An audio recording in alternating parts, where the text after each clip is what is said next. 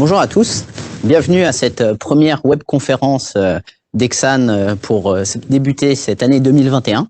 Je vous souhaite tout d'abord une excellente année, tant sur le plan professionnel que personnel. Je pense que la première chose qu'on peut souhaiter après cette année 2020 très mouvementée, c'est une année plus calme sur les marchés et je pense également plus sereine pour l'ensemble d'entre nous. Donc nous sommes en direct pour cette première conférence web à laquelle vous pouvez assister chez Exane. Le but aujourd'hui, c'est de revenir avec nos experts sur ce qui constitue les éléments clés pour essayer de bien réussir, bien passer cette année 2021. Donc on va revenir dans une première partie avec Florian sur le cadrage de cette année, sur ce qui nous paraît essentiel. On voit qu'on a des politiques de banque centrale qui sont très accommodantes, mais pour nous, on a un gros risque d'exécution qui va intervenir. Et puis ensuite, on va revenir avec Cyril Parison, responsable de la recherche Fixed Income, Laurent Roussel, gérant du fonds Ixios Recovery, et Vincent Gersec, responsable de la structuration, sur différentes thématiques d'investissement qui nous paraissent clés pour cette année. Tout au long de la présentation, vous pourrez poser des questions sur la partie droite de votre écran. Il suffit de cliquer sur la partie Q&A et les questions seront directement retransmises aux intervenants et on y répondra en fin de présentation. Je vais maintenant laisser la parole à Florian et je vous souhaite à tous une excellente présentation. Merci beaucoup.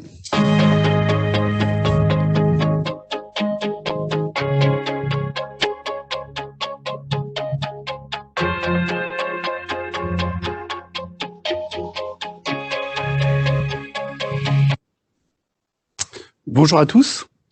Tout d'abord, je vous souhaite une excellente année 2021. Je vous adresse tous mes vœux sur un plan personnel de santé dans cette année cette période de crise sanitaire. Je vous adresse tous mes vœux de réussite sur un plan professionnel et d'un point de vue collectif sur les marchés pour 2021. Je nous souhaite à tous une bonne exécution. L'exécution, ce sera le maître mot de 2021. 2020, on a eu la crise sanitaire et on a une année qui a été extrêmement chaotique. Mais dans cette année chaotique, on a également eu les éléments de résolution de la crise avec la découverte d'un vaccin, avec des politiques contracycliques très agressives qui doivent permettre un rebond économique fort et de limiter les défauts des entreprises. En 2021, on va voir si tout ça marche bien. C'est-à-dire que dans la première partie de l'année, on va juger de la diffusion du vaccin au sein de la population et du passage de la vaccination à une solution de santé publique. Puis, dans la deuxième partie de l'année, quand la crise sanitaire va s'arrêter, on va juger de l'ampleur du rebond. Est-ce qu'on a un rebond de marché qui est fort, un rebond des économies qui est fort, potentiellement même au-delà des attentes, ou est-ce que tout ça déçoit? Et finalement, on a mis beaucoup d'argent public sur la table, et à la fin, on a une croissance molle, des déceptions et potentiellement davantage de défauts des entreprises. Donc encore une fois, l'exécution va être le maître mot pour 2021. Si je reviens rapidement sur l'année 2020, donc sur 2020, on pourrait dire de multiples choses, et je pense qu'il y aura des livres et des livres écrits sur 2020, mais simplement, moi, je vais revenir sur 4 aspects de macro-financier de 2020. Premier aspect qui est pour moi fondamental, on a passé le point bas sur les taux longs américains au cours de l'été 2020. Le point bas, potentiellement, c'est le 4 août, avec un taux 10 ans autour de 0,51%. Donc, si vous regardez le premier graphique, vous avez cette tendance baissière de taux long qu'on voit depuis 10 ans et qui a amené quoi? Une surperformance des valeurs de croissance par rapport au style value. Si à partir du moment où les taux arrêtent de baisser, et c'est notre scénario, puisque les taux ont baissé en 2020 parce que la crise sanitaire a rajouté une vague de baisse de taux en fermant les économies, si je réouvre les économies, à ce moment-là, assez logiquement, je devrais quand même avoir une hausse des taux d'intérêt. Ça a 2 conséquences. La première conséquence, c'est que la surperformance tendancielle des valeurs de croissance peut s'arrêter. La deuxième conséquence, c'est que depuis 10 ans, les autorités utilisent la politique monétaire avec la baisse des taux longs comme principale arme contracyclique pour relancer l'économie, pour doper la conjoncture. À partir du moment où j'arrête de faire baisser mes taux longs, il faut que je trouve d'autres moyens de relancer l'économie. Cet autre moyen, c'est quoi? C'est le deuxième graphique. C'est la relance budgétaire. Et en 2020, on a vécu un retour du keynésianisme. Je vous en ai parlé tout au long de l'année 2020, avec le lancement de notre liste Apollo sur le mois de septembre. Les marchés étaient un peu sceptiques au départ, et puis l'arrivée d'Yellen a cristallisé les choses. C'est une keynésienne. On a ce retour en fait du keynésianisme aujourd'hui pour des années. La relance budgétaire va être un prisme très important pour les prochaines années, comme ça l'a été sur l'année 2020. Troisième graphique, troisième point central, c'est China First, d'une certaine manière. C'est-à-dire que la Chine a été la première impactée par la crise sanitaire. La Chine a été la première à s'en sortir. Et puis ce matin, vous avez vu les chiffres de croissance chinois. On fait finalement 2,3% de croissance sur l'année, contre un potentiel qui a 5,5. Donc on se retrouve finalement avec un choc sur par rapport à la croissance potentielle simplement de 3,2%. La Chine, c'est le pays qui a perdu le moins de croissance par rapport à son potentiel de croissance. Donc la Chine est très clairement incontournable. Au cours du quatrième trimestre 2020, le point qui était clé, c'était l'élection américaine. À la fin du premier trimestre, qui va être très important, c'est le 14e plan quinquennal chinois avec le congrès du Parti communiste qui va se réunir. Donc voilà, on voit que là, les émergents ont très fortement rebondi. Sur la Chine, il faudra avoir des solutions d'investissement autour de ça. Et d'ailleurs, dans le groupe Exane, au cours du mois de mars, on va lancer un fonds Ixios Commodities, Laurent en parlera après, le nom sera pas exactement celui-là, mais la nature c'est de jouer les commodities, la Chine est centrale sur les commodities, et quand vous avez relance budgétaire plus prédominance de la Chine, les commodities, c'est une classe d'actifs qui sera incontournable. Vous vous souvenez, il y a 5 ans, je vous avais dit l'or, ce sera ma meilleure classe d'actifs. Quand on a fait des conf calls au mois d'avril, le 22 avril, on avait fait la conf call sur les commodities. Je vous ai dit, à 5 ans, les commodities, c'est ma meilleure classe d'actifs et on voit tous les éléments qui sont en train de se dessiner là-dessus. Quatrième graphique, et c'est très important, 2020 était terrible. Terrible en termes d'activité économique. C'est la plus grosse récession depuis la Deuxième Guerre mondiale. Mais en même temps, 2020, c'est une formidable année d'innovation. Avec le travail à distance, ce type de présentation. Donc on a énormément de gains de productivité dans les entreprises avec la numérisation et une accélération de la numérisation. Donc ça, faudra voir ce que ça veut dire en termes de croissance potentielle. On a cette partie numérisation, mais avec tous les efforts des États, on a aussi une accélération dans tout ce qui est révolution énergétique. Donc dans la deuxième partie de cette conférence, on parlera des grandes thématiques qui sont en train d'accélérer pour le cycle des affaires qui commence. Alors, si maintenant je reviens sur le scénario macro-financier pour 2021, bien évidemment, ce qui est central sur le début d'année, c'est le taux de vaccination. On a le vaccin maintenant, il faut qu'il se diffuse au sein de la population pour qu'on puisse lever les restrictions sanitaires et retrouver de la croissance macroéconomique.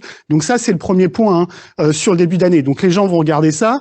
Là, on voit que dans certains pays, on a un certain retard en termes de vaccination, puis on a des nouveaux variants qui sont arrivés sur la maladie.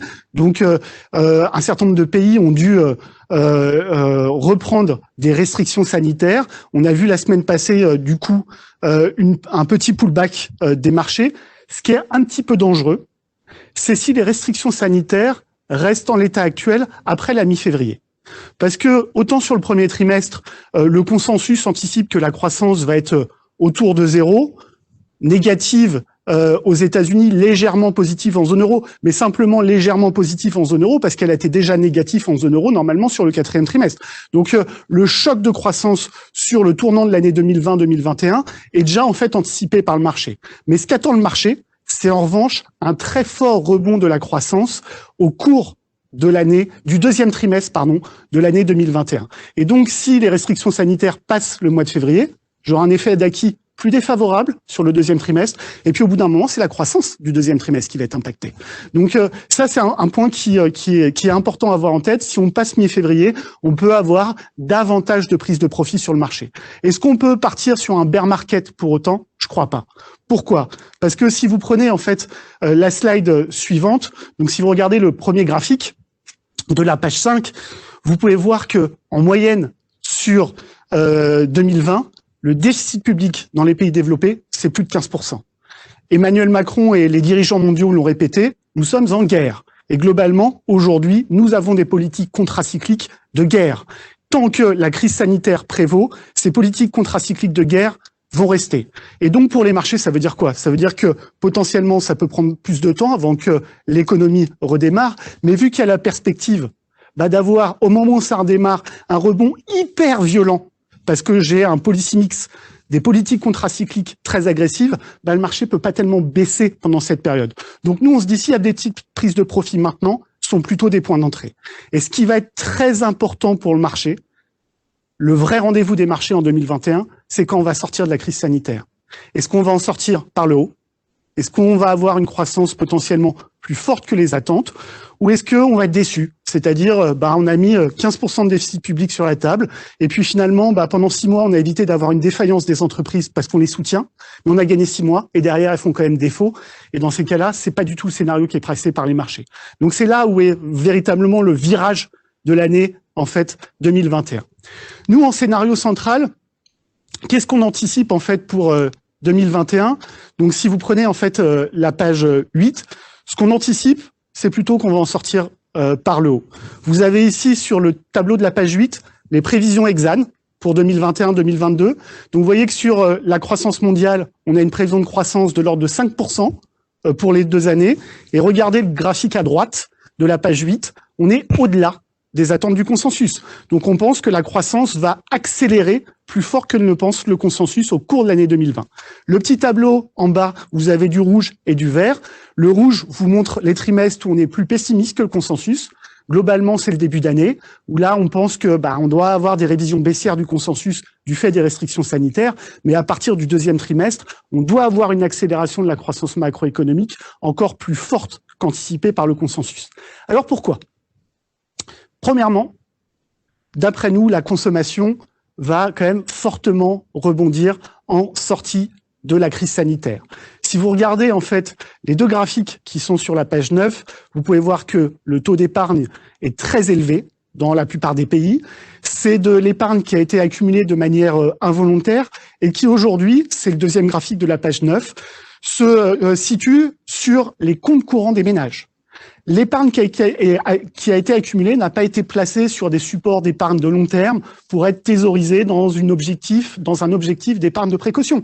On est simplement sur l'épargne qui est sur les comptes parce que on a des restrictions sanitaires, on a plein de commerces qui sont fermés, les ménages ne peuvent pas consommer, on a beaucoup de mesures d'aide qui ont soutenu le revenu des ménages, et donc le taux d'épargne a monté. L'épargne est accumulée. Quand on va sortir de la crise sanitaire, si cette épargne se reporte en consommation, on peut avoir une très forte accélération de la consommation. 2e graphique, en termes de montant, on en est où? Vous regardez les chiffres de l'OCDE, sur les dépôts, les excès de dépôts des ménages, on est à 10% de la consommation. Aux États-Unis, la consommation, c'est 70% du PIB. Ça veut dire que potentiellement, si les excès de dépôts ressortent en consommation, ça peut faire un choc sur le PIB de l'ordre de 7%. Donc on est quand même sur des chiffres qui sont massifs en termes d'impact sur la consommation. Je regardais encore la semaine dernière l'enquête du Michigan, la confiance des consommateurs. Certes, le chiffre était un petit peu décevant. Certes, la confiance des consommateurs se situe en dessous des niveaux qu'on avait avant crise, ce qui est logique, puisque on était en situation de plein emploi avant la crise, on a une remontée du taux de chômage. Mais comparons la confiance des consommateurs en 2008-2009 et maintenant, on est bien au-dessus maintenant, on est sur des niveaux de 2015-2016. Donc on a, pour une période de récession, une confiance des consommateurs qui est quand même assez forte et qui plaide plutôt pour qu'on ait un rebond important de la consommation au moment où on va sortir de la crise sanitaire. 2e facteur qui nous rend plus optimistes que le consensus au moment de la sortie de la crise sanitaire, c'est surtout ce qui est investissement des entreprises. Donc là-dessus, je vous en ai souvent beaucoup parlé parce que ça a été une partie de ma thèse et puis je trouve que souvent le marché anticipe pas forcément très bien les choses.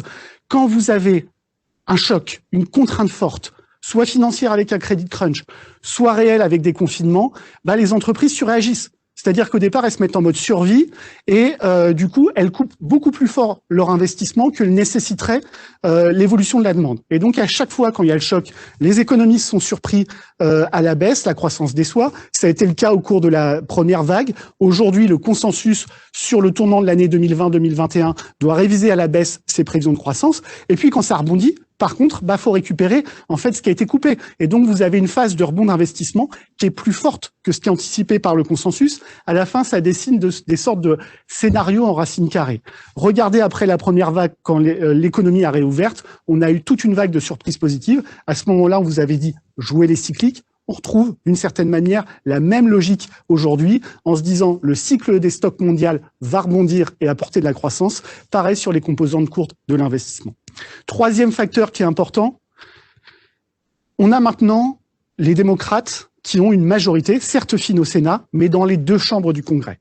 Donc en termes de visibilité de la politique budgétaire américaine, c'est quand même bien meilleur que ce qu'on avait il y a 3 mois. Donc, on peut avoir des politiques de relance. C'est le retour du keynésianisme. Hein. C'est ce qu'a consacré l'arrivée de Yellen. Yellen, elle a consacré toute sa carrière d'économiste au marché du travail. Regardez le premier graphique sur la page 11. Quand vous regardez en termes de création d'emplois, au plus bas de la crise, on avait détruit 22,2 millions d'emplois aux États-Unis. Là, on en a repris 12,3 millions simplement. Donc, il manque 10 millions d'emplois encore. Donc, on va avoir du soutien budgétaire, on va faire des activités d'infrastructure, des dépenses en infrastructure. Alors, pourquoi on fait des infrastructures? Parce que c'est de l'emploi local, c'est de l'emploi peu qualifié. Et le but des démocrates aussi, c'est de récupérer le vote de la classe populaire qu'ils ont beaucoup perdu au cours des dernières années au profit des républicains. Donc, on va avoir ces plans de relance budgétaire. Les marchés là ont salué l'arrivée de Biden et puis la majorité démocrate, mais le marché a peur en fait qu'on ait des hausses d'impôts au cours du deuxième semestre 2021 ou au cours de l'année 2022. Moi, je pense qu'on n'aura pas de hausse d'impôts en fait durant la première partie du mandat de Joe Biden. Pourquoi? Parce que Yellen est une keynésienne et elle sait que si vous faites de la relance budgétaire et qu'en même temps vous montez les impôts, vous réduisez le multiplicateur keynésien et donc vous réduisez l'efficacité de votre politique budgétaire.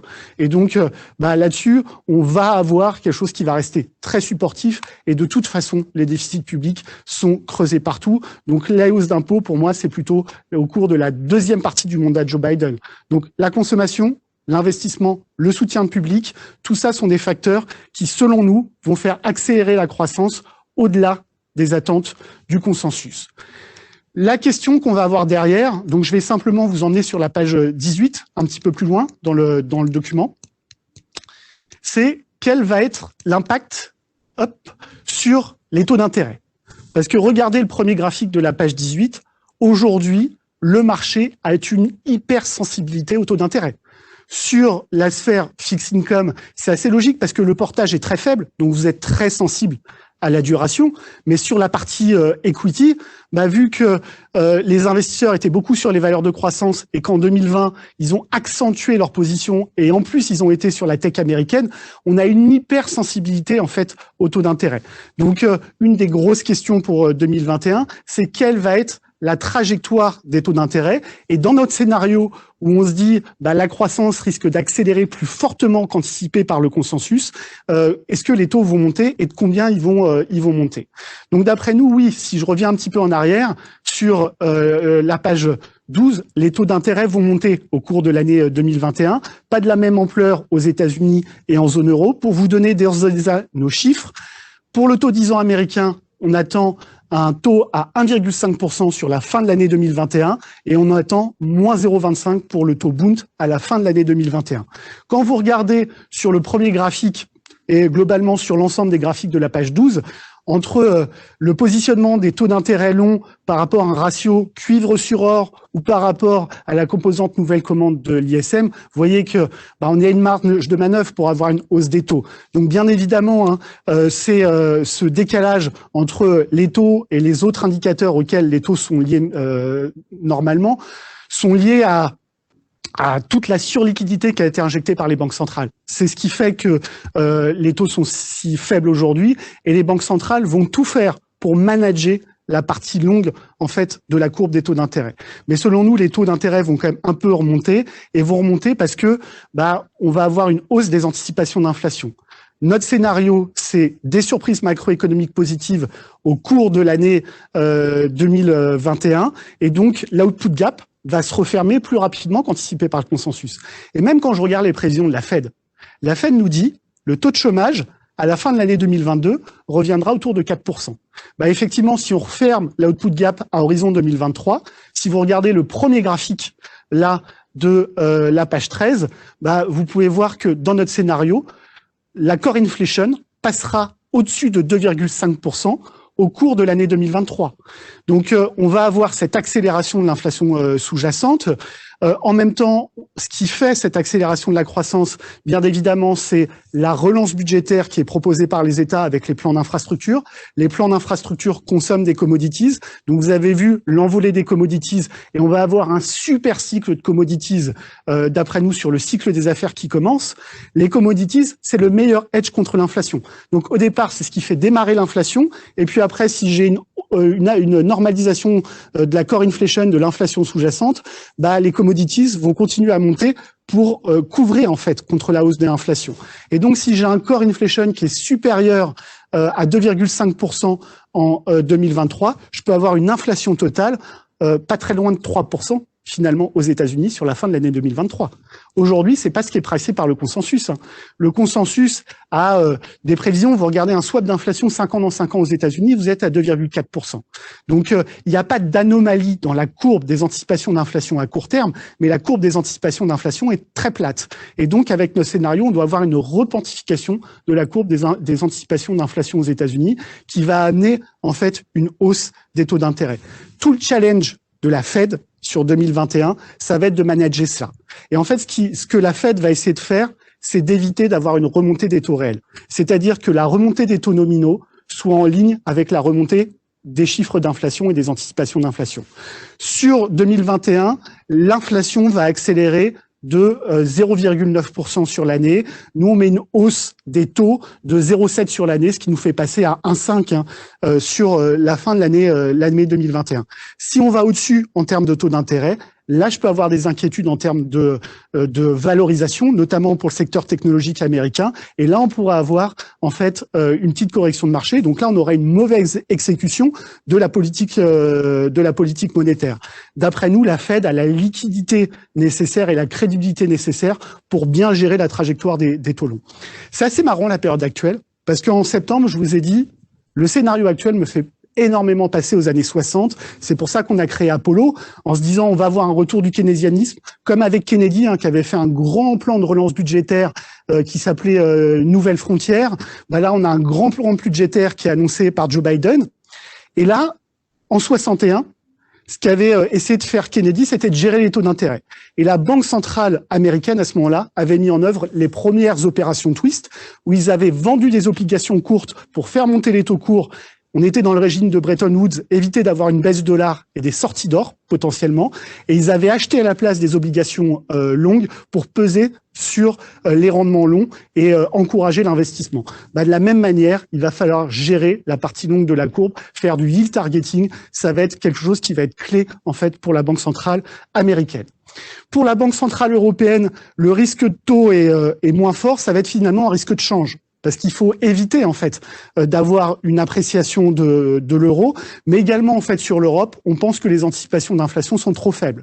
Donc on n'envisage pas sur la page 16, on n'envisage pas une repentification réelle importante des courbes d'inflation européennes. L'output cap est beaucoup plus creusé qu'aux États-Unis.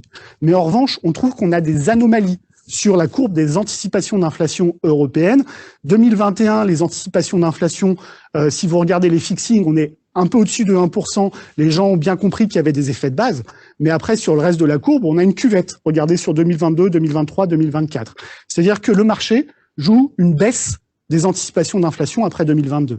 Alors, sur la zone euro, oui, le potentiel de croissance est moins fort qu'aux États-Unis. Oui, l'output gap va rester plus creusé, mais on fait quand même un fonds de recovery qui va être massif et qui a été adopté.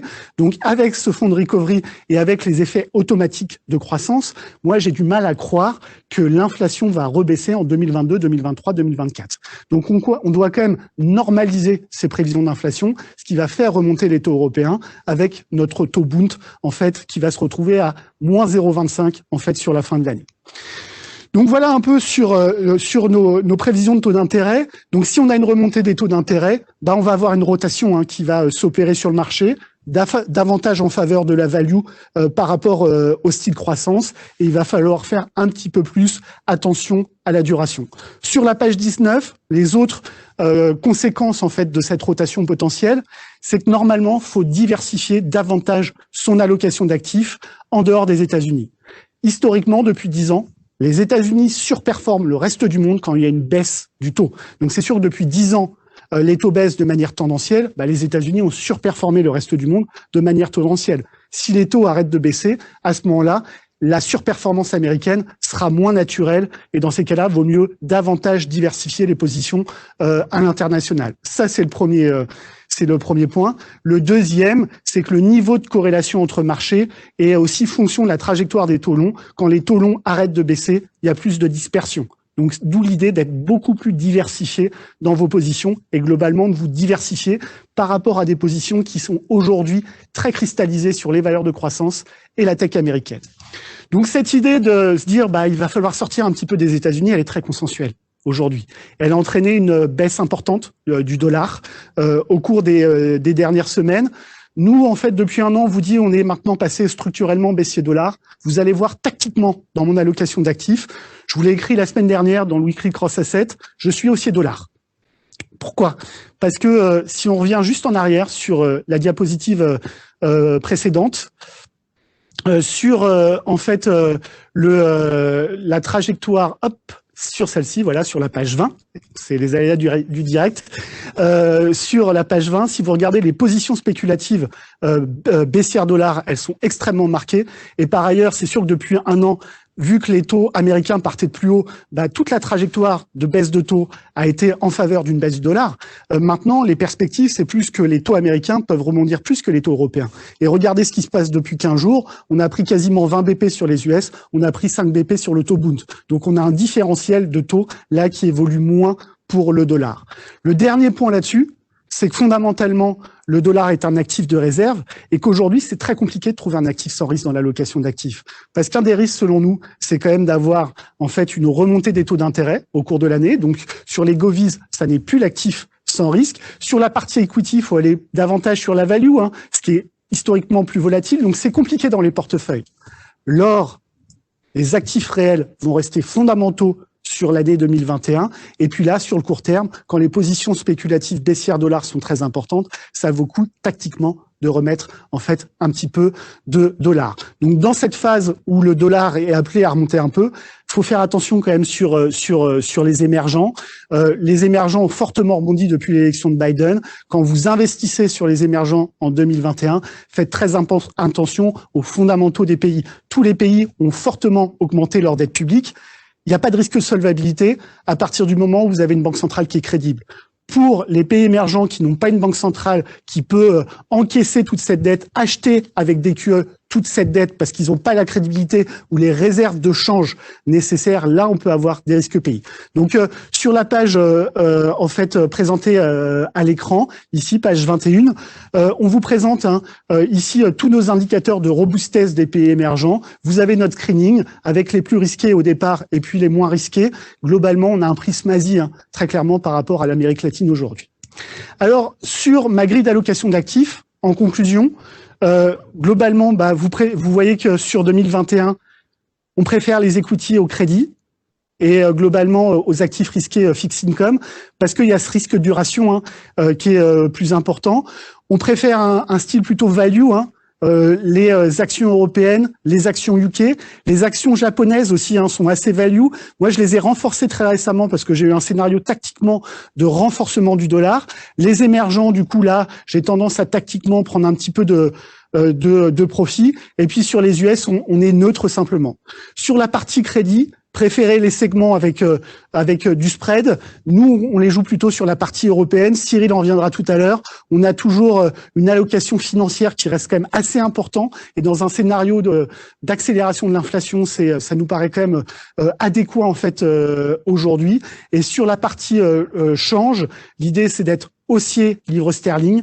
Là, tactiquement, haussier dollar, et sinon d'être plus prudent contre euro sur globalement les autres devises. Voilà sur la grille d'allocation d'actifs. Maintenant, sur notre liste IMAC, comment cela en fait se traduit. C'est ce qu'on va voir maintenant tout de suite en fait dans la présentation et nos solutions d'investissement. Alors sur l'IMAC, donc vous savez, c'est une liste que je gère depuis que j'ai rejoint Exane en avril 2013, une sorte d'Exane patrimoine. L'idée, c'est de faire un 50-50, 50 global equities, 50 global fixed income. On fait plus de 45% de performance depuis la création de la liste, et sur l'année, on a fait en fait 5,7%. Donc voilà, on a une performance qui est globalement en ligne avec les principaux fonds qui ont le même calibrage en termes de volatilité et de rendement. Ce qu'on va faire sur l'année 2021, c'est un prisme plutôt value, faire attention à la duration, être très diversifié, et puis après jouer ces thématiques liées notamment en fait à potentiellement la Chine, comme on l'a indiqué en introduction, mais j'aurai l'occasion de vous en parler en fait au fil de l'année. Deuxième solution d'investissement qui est pour nous très importante, c'est Apollo. Apollo, on a lancé Apollo sur le mois de septembre avec la conviction que maintenant on avait une rotation qui s'opérait de la politique monétaire vers la politique budgétaire. Les marchés nous ont plutôt donné raison depuis le mois de septembre. Sur la performance d'Apollo, on est autour de 20%. On est sur des programmes qui sont pluriannuels, donc l'État va rester durablement là. Et en fait, le but aujourd'hui, c'est quoi ? On est dans une économie de bulle depuis 25 ans. On a eu la bulle Internet, elle s'est dégonflée, on a eu peur de la déflation. On a regonflé la bulle des subprimes, elle s'est dégonflée, j'ai eu peur de la déflation. On a regonflé une bulle de crédit, finalement, et une bulle autour de la tech américaine.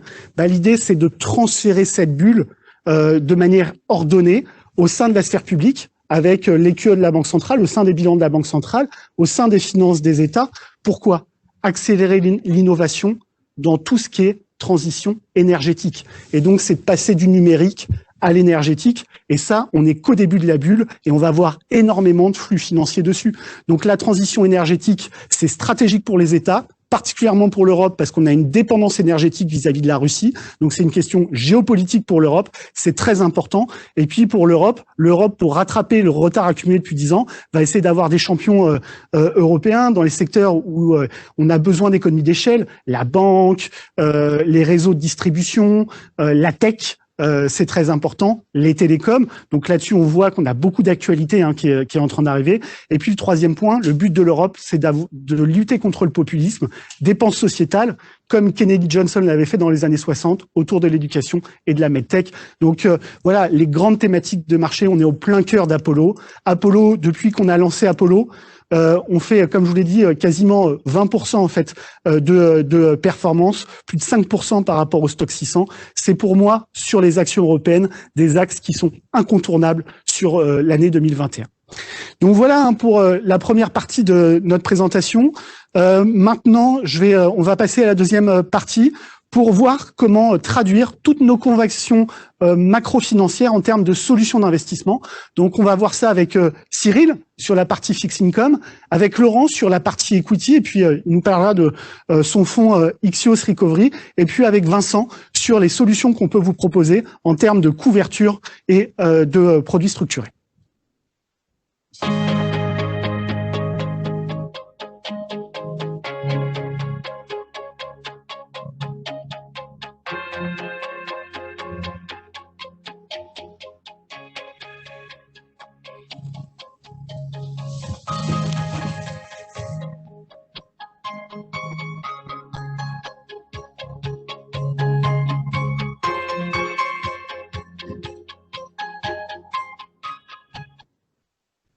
Bonjour Cyril. Bonjour.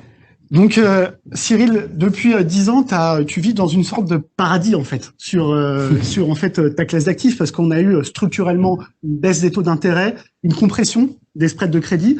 Là, 2021 s'annonce avec potentiellement, comme on l'a présenté tout à l'heure, plutôt une trajectoire légèrement haussière, même si elle va être contrée par les banques centrales sur les taux longs gouvernementaux. Sur les spreads de crédit, on est déjà bien compressé, alors que les taux de défaut vont accélérer sur 2021. D'après toi, quel est le potentiel sur ta classe d'actifs sur 2021 ? Alors, bonjour à tous. Tous mes vœux d'ailleurs pour cette nouvelle année. On va voir qu'effectivement, pour le crédit, cette année, c'est beaucoup plus compliqué, même si c'est pas infaisable. Alors, on s'était habitué quand même pendant pas mal d'années à avoir des taux de performance sur le crédit, parfois même à 2 chiffres, hein, qui nous faisaient penser qu'on était sur le marché equity. Là, on revient simplement à court terme sur quelque chose de plus normal. Et d'ailleurs, sur 2020, on est un petit peu dans ce new normal sur le marché du crédit, où on voit qu'on fait des performances entre 2 et 5%, voilà, pour les segments avec les plus forts bêta.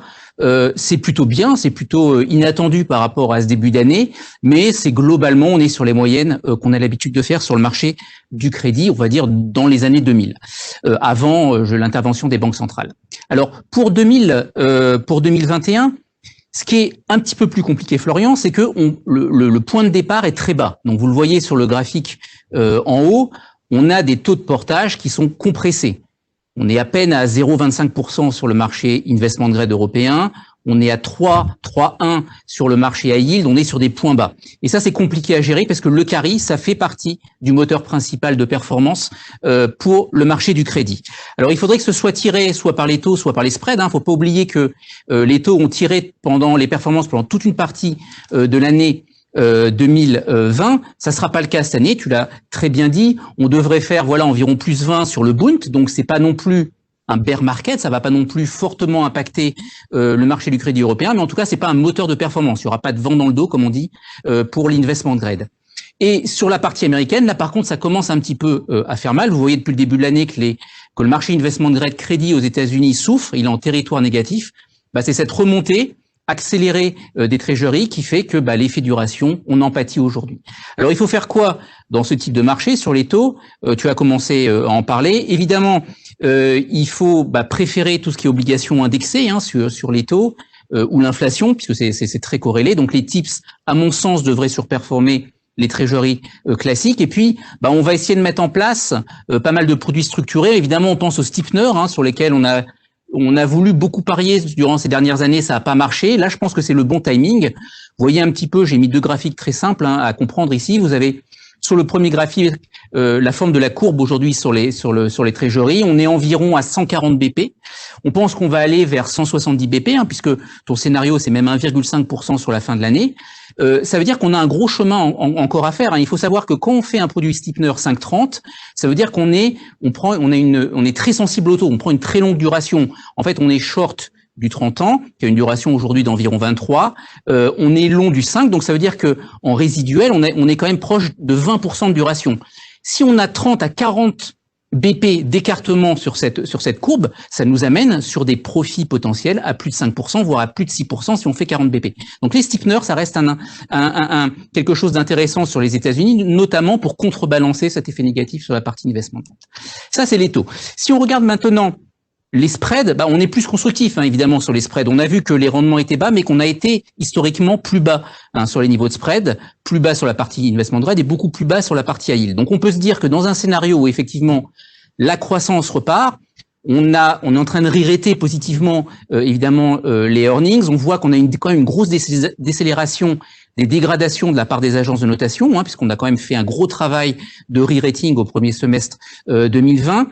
Tous ces éléments sont quand même boules pour les spreads. Je ne parle pas de la recherche de rendement, je ne parle pas de la corrélation entre actifs. Évidemment, si on a un bon marché equity, on aura un bon marché spread. Donc évidemment qu'il faut être plutôt long spread dans ce cycle-là, et évidemment qu'on va favoriser tous les segments sub-investment grade, le high yield, mais aussi toute la sphère dette subordonnée. Et puis dernier élément, encore une fois, qui est très important, la grosse spécificité de la crise 2020, c'est que le marché du crédit a fonctionné très normalement. En gros, il s'est arrêté 15 jours, à fin février, début mars, mais globalement, il a très bien performé. Regardez ces niveaux d'émissions, 400 milliards sur la partie investment grade, c'est plus que le record des 370 milliards en 2019. Et dans un marché quand même très bear pendant quasiment 9 mois, le high yield, on a quand même réussi à émettre 70 milliards. Donc ce marché va continuer de fonctionner. Évidemment, c'est un élément très important. Merci aux banques centrales. Et ça va permettre au crédit, à mon sens, de surperformer le Govies et le cash. Donc ça, c'est un slide qui vous résume un petit peu ce qu'on attend pour 2021. Vous voyez que on part avec des portages, les fameux yield to worst qui sont pas très bons, mais dans un scénario plutôt constructif, plus d'IBP d'impact négatif des taux et plus moins 15% de spread tightening pour la partie crédit, on arrive à retomber sur nos pattes, notamment sur la partie high yield, quelque chose autour de 5%. Sur les cocos, vous voyez quelque chose autour de 6%. Bon, c'est pas mal non plus pour du crédit. Et encore une fois, nous, chez Exane, on va essayer d'améliorer évidemment ses performances. Je vous ai simplement remis un slide sur notre gamme d'indices crédit. Vous voyez que on part avec plus de portage. C'est l'avantage. Nous, on a investi depuis le T3 dans des signatures un petit peu moins connues parfois pour augmenter ce carry et arriver, par exemple, si vous prenez les sub-insurance debt à 2,2% de carry, vous voyez que le benchmark est à 1%. La même chose pour les dettes tier 2, 2% de carry quand le benchmark est à 1%. Donc tout ça devrait faire que, oui, ce sera pas une année de performance à 2 chiffres. Si on a une année de performance à 2 chiffres, il s'est passé quelque chose, voilà, qu'on n'a pas vu. Mais globalement, donc en absolu, on sera autour de plus 5. En relatif, oui, il y a probablement un peu mieux à faire si on veut du double digit en termes de performance. Merci Cyril. Tu reviendras ensuite sur les segments à privilégier sur l'année 2021. Maintenant, on va voir avec Laurent ce qu'on peut attendre sur le fonds Ixios Recovery dans une configuration qui est quand même particulièrement a priori en fait adaptée à l'environnement. Donc Laurent, bonjour. Bonjour Florian. Je trouve qu'on a un clin d'œil de l'histoire qui est assez sympa dans cette période, et il faut le souligner, dans cette période qui est quand même vraiment morose avec la crise sanitaire. C'est qu'il y a quasiment 10 ans, tu me débauchais du buy side, tu étais patron de la recherche dérivée en fait à ce moment-là. Là, maintenant, c'est toi qui es passé géant. Et pendant ces 10 années, on a travaillé tout le temps ensemble.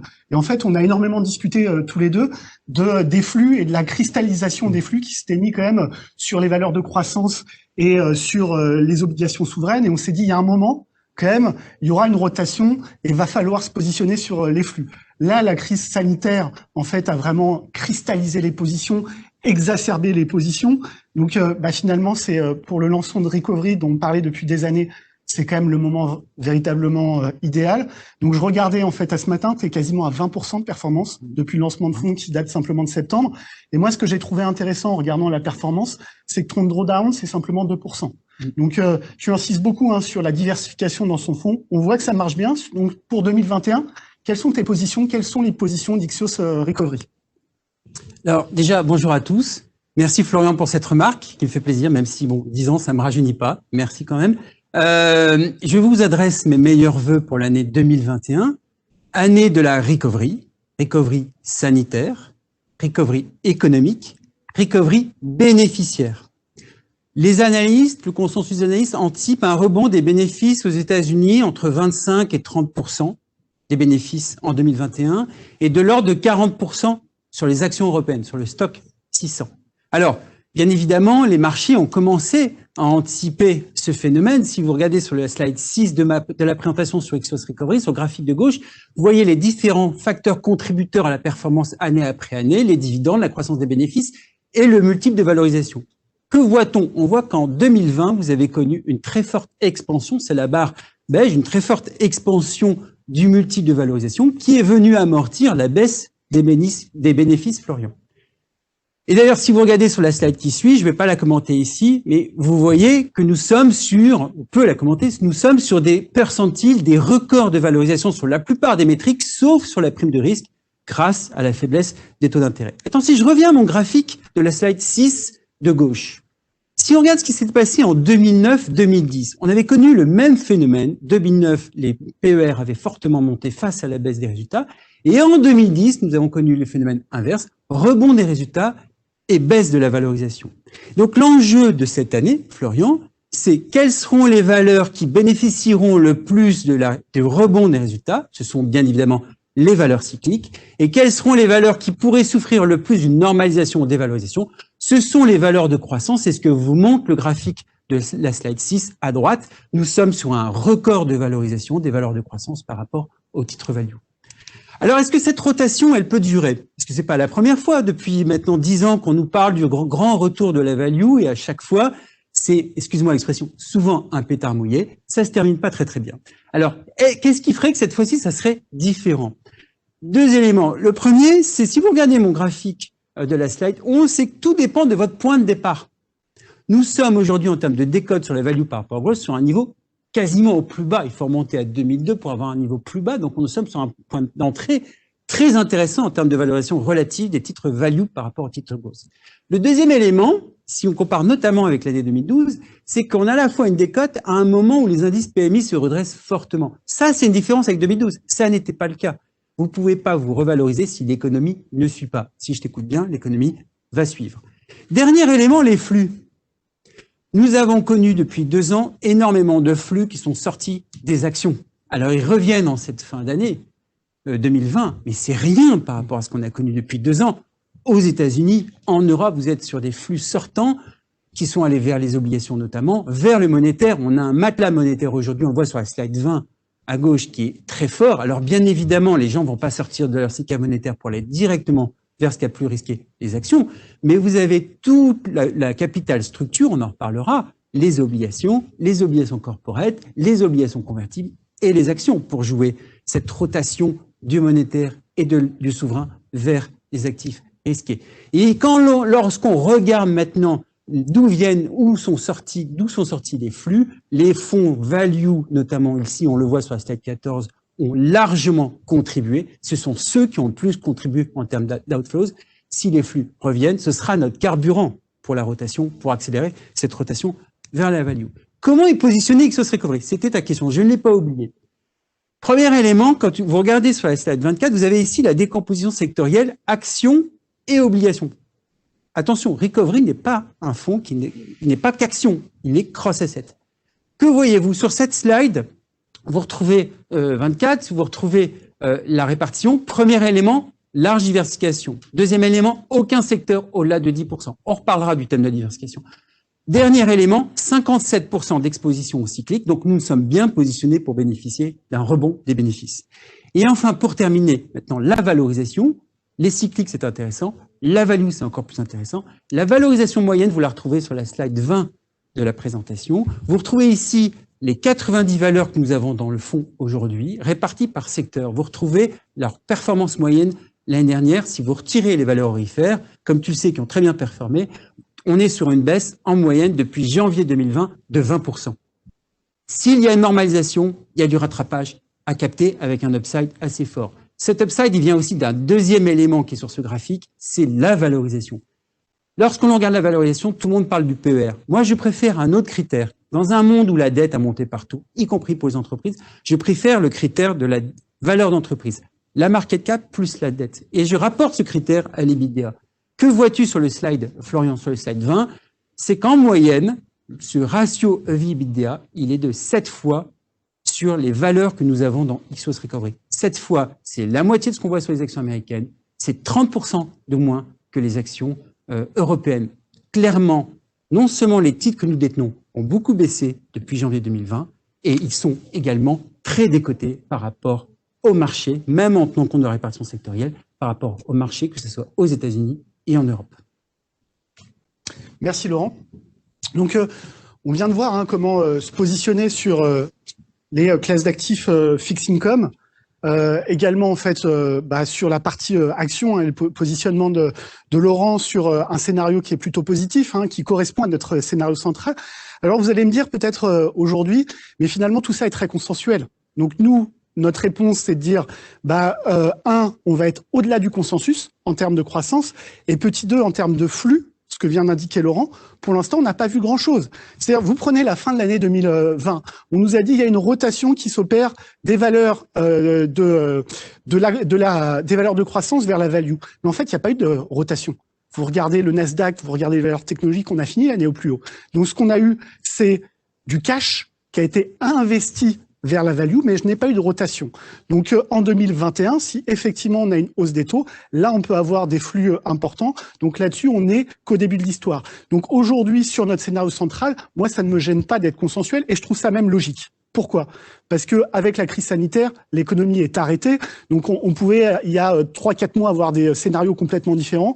Là, tout le monde s'est rejoint sur la même ligne de départ. Ce qu'il faudra juger, c'est finalement au moment où on va sortir de la crise sanitaire, comment on en sort, c'est ça qui sera très important, et c'est là on aura un virage important en fait du consensus.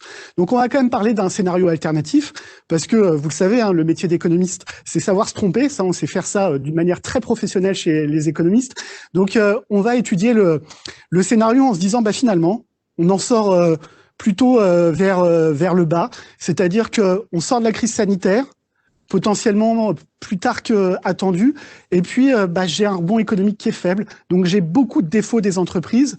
Je m'inquiète du risque de solvabilité des États. Et on va voir comment peuvent en fait résister les différentes solutions d'investissement et qu'est-ce qu'il faut faire en fait dans ce scénario. Donc, on va commencer par voir cela avec Cyril sur la sphère fixed income.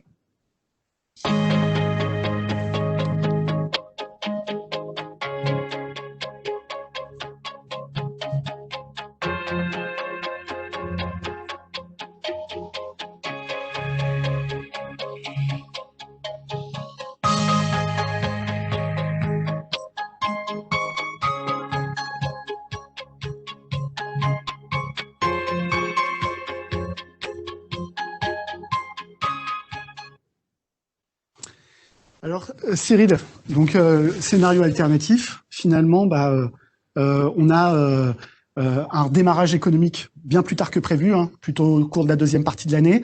Et puis, les mesures qui ont été mises en place par les États ont permis de reculer les défauts, mais pas de les annuler. Et donc, on voit une forte hausse du risque de solvabilité.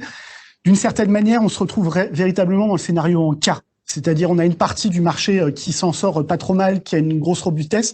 Et puis, par contre, j'ai beaucoup de morts, en fait, qu'on retrouve. Comment le gérer, en fait, sur la sphère fixed income et qu'est-ce qu'on pourrait attendre? Alors, bon, il y a la partie théorique et puis il y a la pratique. Sur le marché du fixed income, on a plusieurs spécificités qui font que c'est compliqué de gérer ces scénarios. Alors déjà, il faut savoir de quel scénario on parle. Est-ce que c'est un gros mouvement de sell-off ou c'est simplement une respiration de marché? Et c'est important de se poser cette question, puisqu'aujourd'hui, ce qu'on a dit finalement, c'est qu'on a peu de rendement, on a peu de portage et on a peu de spread. Donc finalement, le coussin de protection est assez limité. Donc, j'ai une première réponse qui est de dire, si c'est simplement une respiration, faut faire le dos rond sur le marché du crédit. On a l'habitude, ça fait 20 ans que je fais ce métier.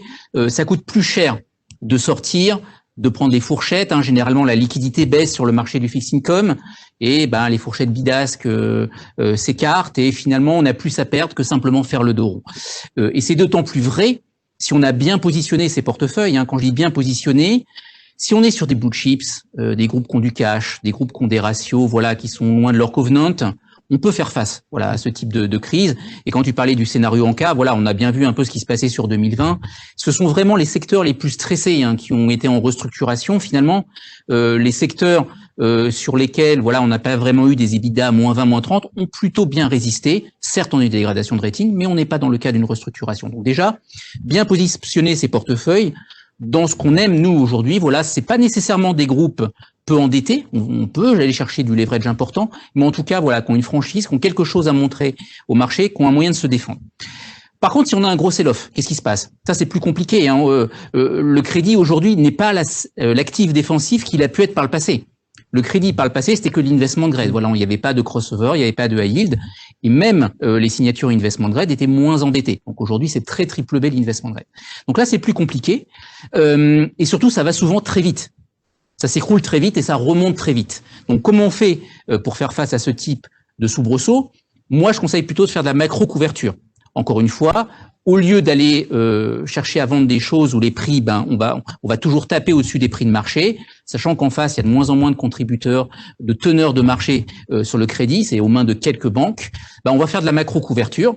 La macro-couverture, je vais plutôt laisser Vincent en parler, mais notamment à travers les indices iTraxx, on peut faire des choses intéressantes pour justement faire face à ce bas de marché qui souvent dure 3-4 mois. 2020 est un bon exemple, on a vu ça aussi en 2016, on avait vu ça fin 2018.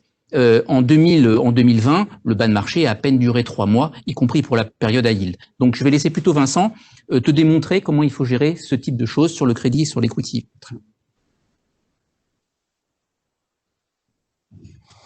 Alors bonjour Vincent. Vincent, on va donc évoquer les différentes couvertures qu'on peut avoir. Donc là, tu en avais une sur le visage que tu viens de retirer. C'est la première couverture envisagée. La deuxième, dont on a parlé tout à l'heure, c'est de se dire finalement on a un retard à l'allumage. C'est-à-dire on a un scénario qui reste positif sur l'année, c'est-à-dire qu'on va avoir une accélération macroéconomique plus forte qu'attendue, mais un petit peu plus tard où potentiellement on a ces restrictions sanitaires qui durent plus longtemps. Donc, on n'aurait pas envie de sortir du marché à ce moment-là parce qu'on veut rester exposé à l'accélération qu'on prévoit, mais on veut se couvrir. Qu'est-ce que tu recommandes en fait pour ces types de situations? Effectivement, Florian, tu l'as bien dit, l'intérêt des produits dérivés, l'intérêt des produits que vous pouvez traiter avec nous, c'est que ce sont des produits dérivés qu'ils peuvent vous permettre soit de vous couvrir, soit de prendre des positions directionnelles. Et je dirais qu'il y a deux grandes classes d'actifs que tu as évoquées avec mes prédécesseurs. C'est d'une part l'equity, d'autre part le fixed income. Si tu me permets de commencer par l'equity, qui a en général nos faveurs, on voit une manière évidente de se couvrir, c'est la manière linéaire avec des mini-futurs. Je ne vais pas en parler là, vous savez, ce sont des choses très tactiques. Qu'on peut faire de manière stratégique, mais plutôt tactique. Comme tu m'as rappelé que ta question, elle était plutôt timée, je vois plutôt une solution optionnelle. Donc le benchmark pour une solution optionnelle sur un petit drop back de marché, ce sera un put vanille. Donc vous voyez que on peut envisager un put 1 an sur l'Eurostoxx. Pour avoir un ordre d'idée, ça coûte à peu près 6%. Ce que vous avez sur les slides qui sont présentés ici, c'est un peu cher. C'est un peu cher en prime, c'est un peu cher en investissement de cash parfois. Donc je vois deux stratégie un petit peu alternative qu'on pourrait mettre en place. La première, ça va être le put open-in. Le put open-in, si vous prenez un put à 90%, comme mon premier exemple, mais que vous ne l'activez qu'à partir du moment où votre spot aura monté jusqu'à 105%, donc vous avez une conditionnalité de l'existence de votre put strike 90 au fait que le marché ait touché 105%, vous divisez grosso modo par 2 la prime à payer. Évidemment, il faut que le put soit activé s'il y a un scénario baissier à couvrir derrière, mais on recherche ici une manière de couvrir à moins bon prix, à meilleur prix. Une autre solution qui fait également appel à cette petite idée que le marché peut continuer à monter, puis à corriger, c'est celui que vous avez en troisième position sur les slides. C'est celui qu'on peut appeler loop back ou celui qu'on peut appeler strike max. Ça consiste à non plus déclencher la protection, mais à striker la protection sur un maximum qui sera atteint de manière hebdomadaire pendant les 3 premiers mois d'une option 1 an.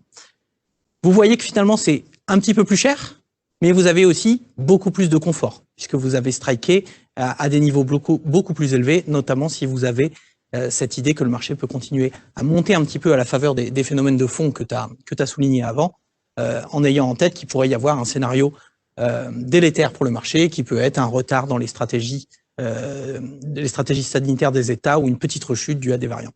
Ça, c'est le monde equity. Ce sont des choses qu'on a assez bien en tête. Les options, c'est pas nouveau. Les mini-futurs, c'est pas nouveau. Ce qui compte, c'est d'avoir du timing. Ensuite, il y a le segment du fixed income. Donc le fixed income, vous avez tous des grosses poches de bonds. Vous avez tous envie de les porter dans la durée. Vous êtes tous attentifs au risque de duration. C'est des sujets qui ont été évoqués, qu'on va continuer à évoquer dans la suite de cette conférence. Les taux vont remonter, c'est une chose. J'en reparlerai après. Une autre chose, c'est que là où on voit les paramètres en termes d'intensité de défaut, en termes de probabilité de défaut forward, on les voit relativement faibles. C'est ce qui est highlighté sur les slides en bas. Et il pourrait être intelligent, à titre de couverture d'une part, ou à titre d'investissement d'autre part, de vouloir tirer parti d'un regain de stress, d'un regain de probabilité de défaut forward. Et par cet instrument Varant, qu'on peut tout à fait vous émettre, ce qu'on propose, c'est de se mettre long sur une maturité de 5 ans, de ce CDS sur l'iTraxMen. Donc ça, c'est l'exemple qu'on a décliné sur cette slide. Mais bien sûr, on peut le faire sur du CDX. Bien sûr, on peut le faire sur du crossover. Il se trouve que d'un point de vue prix, d'un point de vue risk parity, on trouve que c'est plus intelligent de le faire d'une part en Europe et d'autre part sur l'investment grade, moyennant des primes qui sont pas très élevées, comme vous pouvez le voir ici, et qui vous permettront de protéger vos enveloppes fixed income dans un petit scénario de reflux du marché, sans avoir besoin de les vendre. Alors évidemment, comme je parle de fixed income, je ne vous le reparle pas des coûts de bid-ask qui sont importants dans cette classe d'actifs, mais sans avoir à manœuvrer vos portefeuilles à la faveur d'un Varant qui représente finalement un investissement en cash assez modeste. Vous pouvez couvrir vos portefeuilles ou tirer parti de ce que vous estimeriez être comme une intensité de défaut pricée trop bas dans le marché. Voilà, Florian, ce sont des idées assez simples, j'en ai tout à fait conscience. Peut-être je reviendrai avec des solutions plus complexes par la suite, mais je pense que c'est les choses qu'il faut avoir en tête en cas de couverture à court terme. Merci Vincent. Maintenant, nous allons voir avec Laurent, en fait, quel serait l'impact potentiellement sur Recovery d'un tel scénario. On a décrit notre scénario central, un scénario où vraisemblablement Recovery aura une performance à 2 chiffres, et je pense que la performance serait très très bonne. Mais si on a un scénario alternatif plus défavorable, quelles peut être finalement en fait les conséquences et comment gère Laurent en fait ce scénario sur Recovery.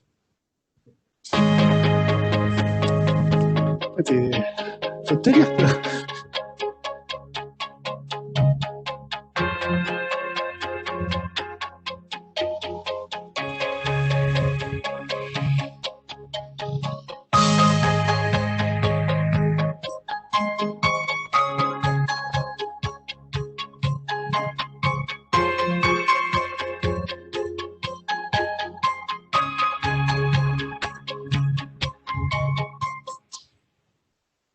Alors Laurent, comment tu gérerais ce scénario plus défavorable avec potentiellement une montée du taux de défaut sur Recovery?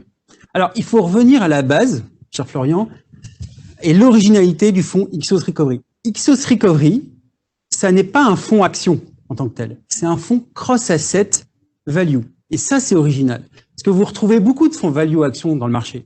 Le problème de ces fonds, ils marchent très bien, ils fonctionnent très bien en ce moment. Mais le problème, c'est quand le marché se retourne, lorsqu'on est en risk-off, c'est ton scénario évoqué ici, c'est pas ton scénario central, mais ici, ça se passe. Ces fonds sont coincés par leur classe d'actifs. Les drawdowns, c'est dans ma présentation, je ne le commande pas. Les max drawdowns sont plus forts sur les actions value que sur les petites grosses. Quand vous êtes un fonds action à 100% ou 90% si on tient compte du cash, vous êtes coincé sur cette classe d'actifs. Ces fonds n'ont pas pu couvrir facilement le risque du Covid en mars. Lorsque l'on est flexible, cross-asset, comme Ixos Recovery, le minimum de notre exposition aux actions, c'est dans le prospectus, c'est 30%. C'est beaucoup plus simple. D'abord, on peut passer à ces 30% et on peut couvrir plus facilement aussi ces 30%. Ça coûtera beaucoup moins cher en options si vous devez couvrir 30% de votre portefeuille en actions plutôt que 90%. Voilà.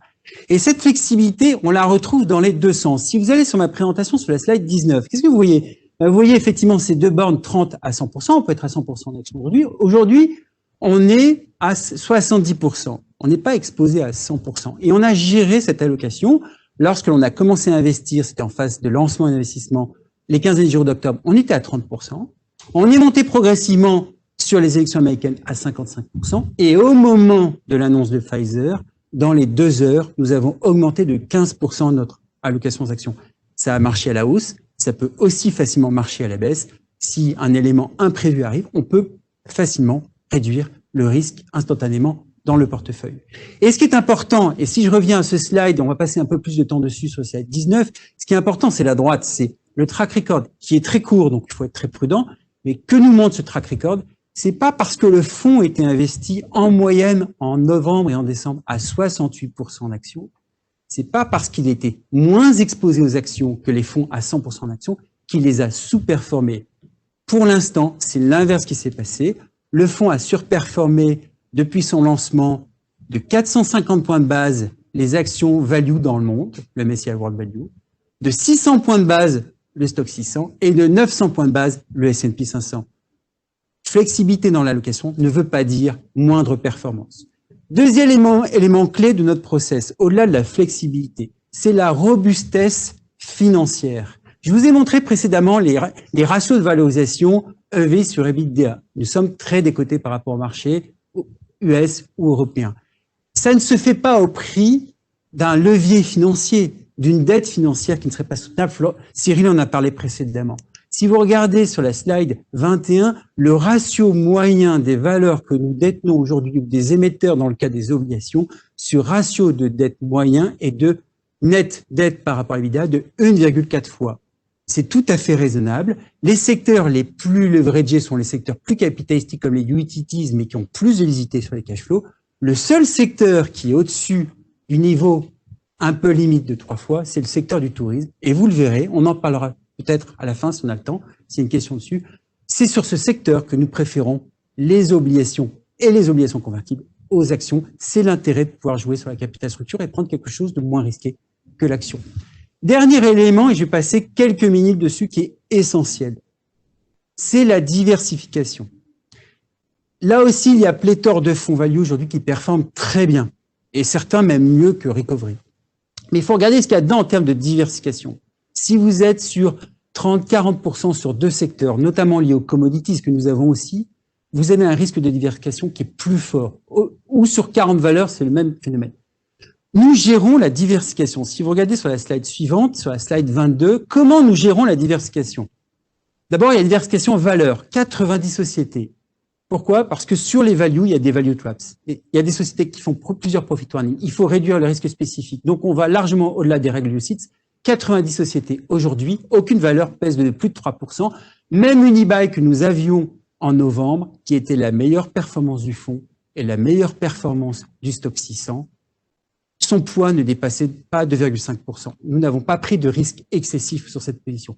Diversification, ça veut dire aussi en termes de secteur. Je l'ai montré avant, je passe rapidement. On le voit à nouveau sur la slide 22. 20 secteurs représentés, un certain nombre de thèmes et des secteurs qui diversifient bien le risque, comme les valeurs aurifères. Diversification veut dire aussi géographie. Nous sommes aujourd'hui exposés à 73% à l'Europe.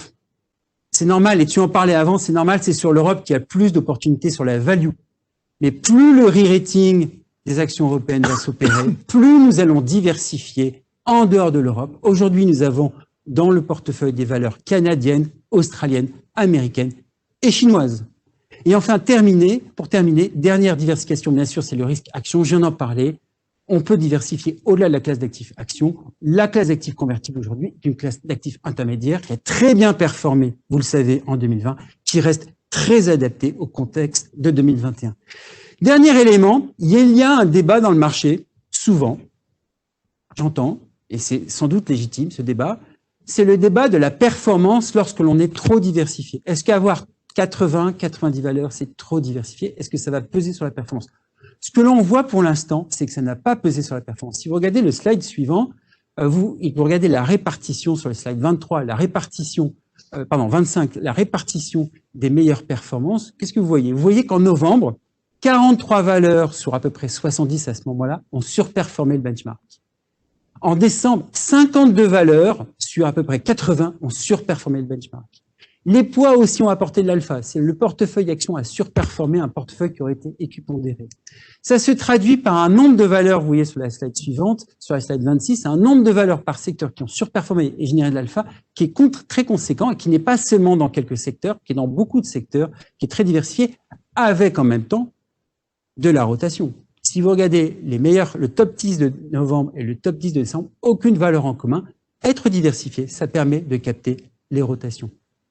Pour terminer, la performance du portefeuille sur la slide suivante, sur la slide 27, la performance du portefeuille action, donc une partie d'Ixios Recovery, a été quasiment de 29% en novembre, 2 fois la performance du MSCI World Value, et en décembre de 5,4%, là aussi quasiment 2 fois la performance du MSCI World Value. Merci Laurent. Donc on l'a vu à travers les présentations de Cyril, de Laurent, la diversification va être quelque chose qui est clé, et puis plus généralement le picking va être en fait quelque chose qui va être fondamental pour les prochaines années, le cycle des affaires qui commence. Le cycle des affaires passées a été constitué par un mouvement tendanciel de baisse de taux, donc il y avait un prisme global macro top-down qui était très important. Là, on se retrouve sur début 2021 avec un scénario central qui est globalement en fait assez consensuel, donc le picking sera clé, et puis le scénario alternatif, il faut être diversifié, et là encore le picking va être clé, notamment dans la perspective d'un scénario en K, il faut être sur la branche du K. Maintenant, si on va au-delà de l'année 2021, on vient de voir les différents scénarios, où on va ressortir en termes de croissance potentielle. Ensuite, on l'a dit tout à l'heure, hein, moi ce qui m'a beaucoup marqué sur 2020, c'est quand même toutes les innovations qu'on a eues. On a découvert un vaccin en moins d'1 an, on a fait du travail à distance et on a intégré beaucoup de nouvelles technologies. On met énormément d'argent public pour accélérer en fait tout ce qui est transition énergétique. Donc en termes d'ESG, potentiellement d'accélération cyclique, d'évolution de l'inflation, tout ça sont des grandes thématiques à venir. On va voir sur les différentes classes d'actifs comment se positionner sur ces thématiques et voir en termes de picking ce que préconisent nos différents experts. Et on va commencer avec Cyril sur la partie fixed income.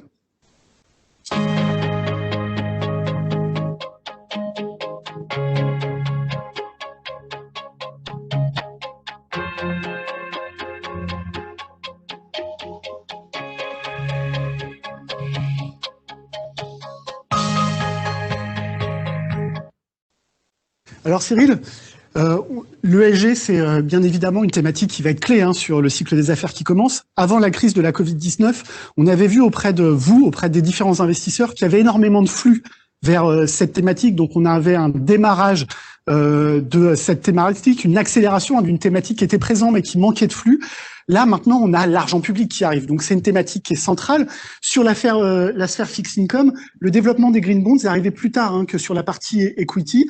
Où on en est aujourd'hui et qu'est-ce que tu attends en fait sur les green bonds pour 2021, voire au-delà? D'accord. Alors bon, c'est une question assez simple, ça se résume assez facilement sur la slide que vous voyez à l'écran, c'est-à-dire on a une multiplication des émissions Et depuis, on va dire 2 ans, ça a commencé à vraiment à se relancer très fortement depuis 2019. Et puis sur 2020, c'est l'explosion de tous les bonds ESG. C'est-à-dire, on a commencé évidemment avec simplement les green bonds. Et puis là, les souverains en ont rajouté une couche avec toute la partie social bonds, ce qui fait qu'on a voilà une émission de plus de 200 milliards cette année sur ce segment de marché.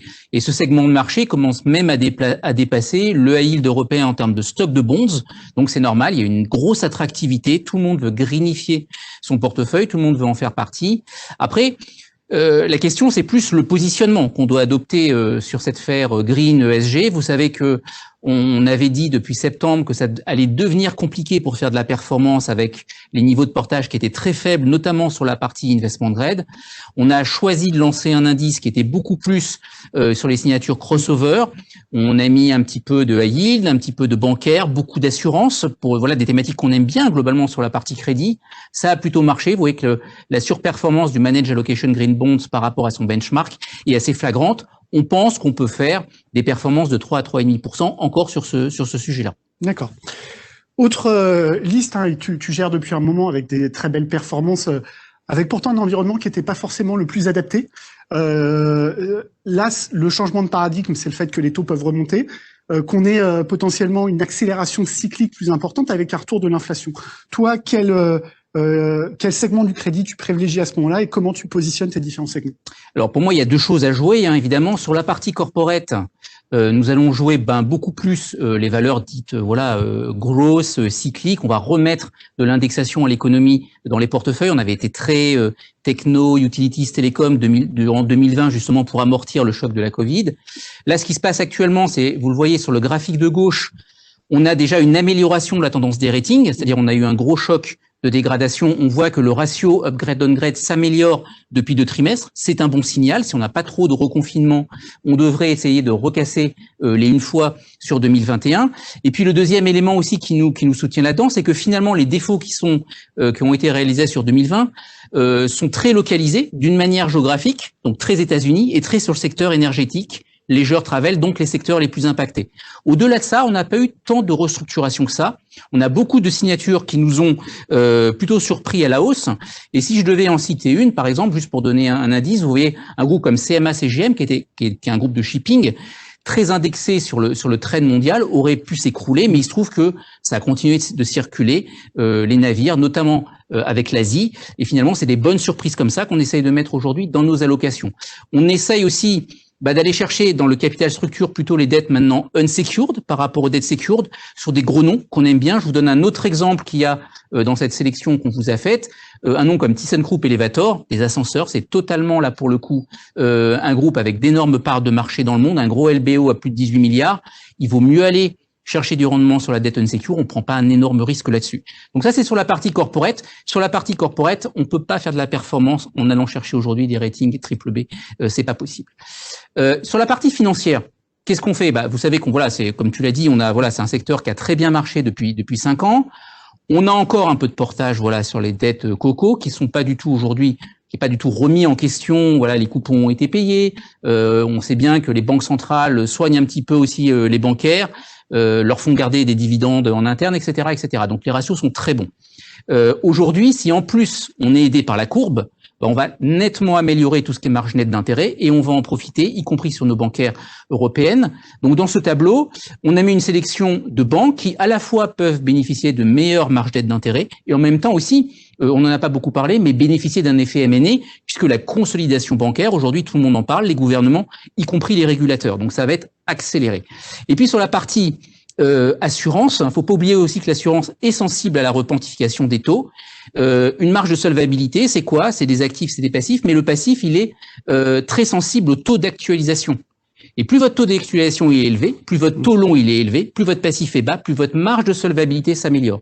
Donc mécaniquement, on aura une amélioration des ratios de capital qui seront soulignés par les agences de notation et on en bénéficiera également. Donc c'est pour ça qu'on joue l'équivalent de la dette CoCo sur l'assurance, qui s'appelle les Restricted Tier 1. Et à travers ce panier, vous voyez en termes de portage, 50-50 banque assurance, on peut être sur des rendements autour de 5%. Donc on peut faire encore des choses sur le marché du crédit. Merci beaucoup Cyril. Maintenant, on va voir avec Laurent sur ces grandes thématiques d'avenir, comment elles sont représentées sur Recovery et quel sous-secteur, quel secteur finalement Laurent en fait surperforme aujourd'hui.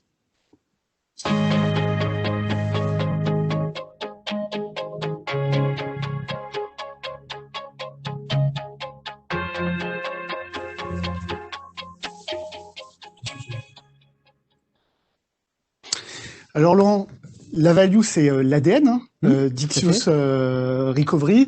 On vient d'évoquer tous les secteurs sur lesquels on pouvait avoir beaucoup de performances. Toi, lesquels tu privilégies aujourd'hui avec ces thématiques autour de l'ESG, autour des cycliques, autour du retour de l'inflation? C'est quoi, toi, tes principaux paris aujourd'hui dans ton fonds? Alors, dans le fonds Recovery, il y a beaucoup de diversification, j'en ai beaucoup parlé.